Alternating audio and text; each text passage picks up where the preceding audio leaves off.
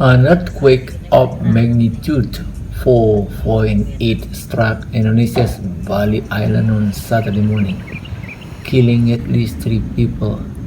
Indonesia's search and rescue agency said. The quake affected the Karangasem and Bangli districts on the eastern side of Torres Island and research has been concluded, the agency said in a statement, but authorities were continuing to monitor the situation. A landslide triggered by the quake killed two of the victims, the agency said. A 3-year-old girl was killed by the falling debris. The U.S. Geological Survey (USGS) said the 4.8 magnitude quake struck off Banjarwangsiang and put its depth at 10 kilometers or 6.21 miles. All affected by the quake have been evacuated, while data on damage is still being collected by Bali's Disaster Mitigation Agency. Search and rescue official Gede Darmada said in the statement.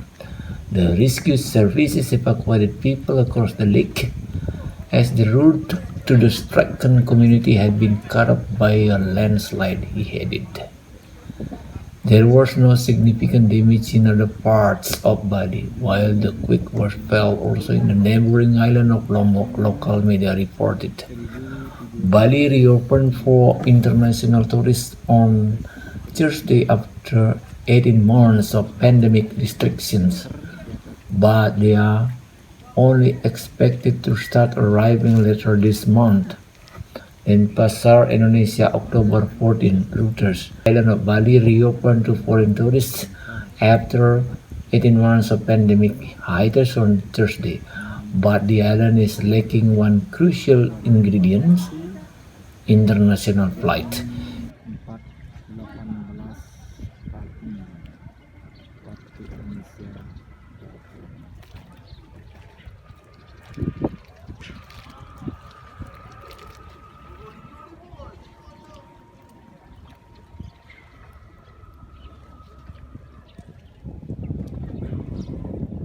The government recently announced Bali reopening after a sharp fall in coronavirus cases in July, when Indonesia was Asia's COVID-19 epicenter.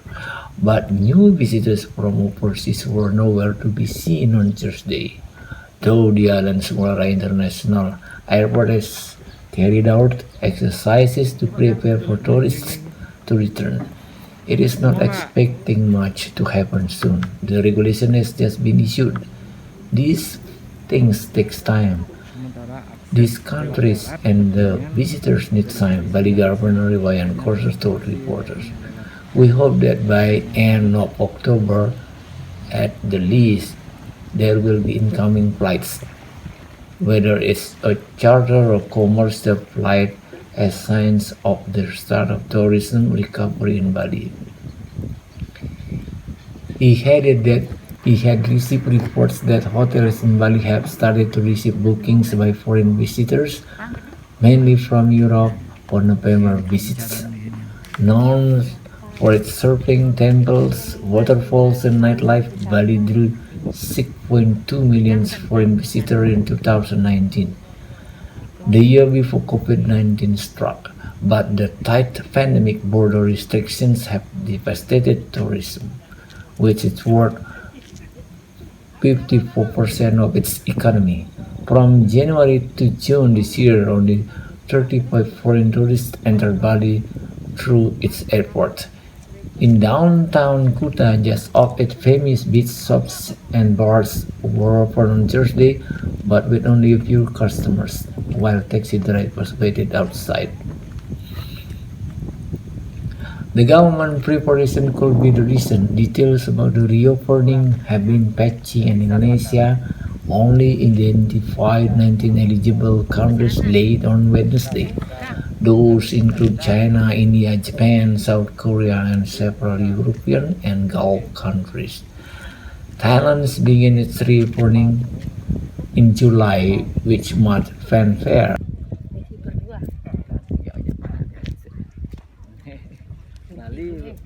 berat ya.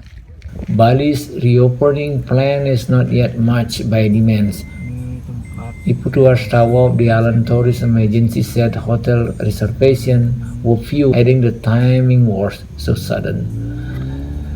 They need time to take care of visas and flight, he said, as well as requiring Bali visitors to be vaccinated against COVID-19. Indonesia has said that must spend their 5 days in quarantine, a requirement that rival destinations are phasing out. Indonesia also requires medical insurance coverage of up to 70,000 for COVID-19 treatments. Ida Bagus Purwosideman of the Hotel and Restaurants Association in Bali said that it does not mean all the guests suddenly visit.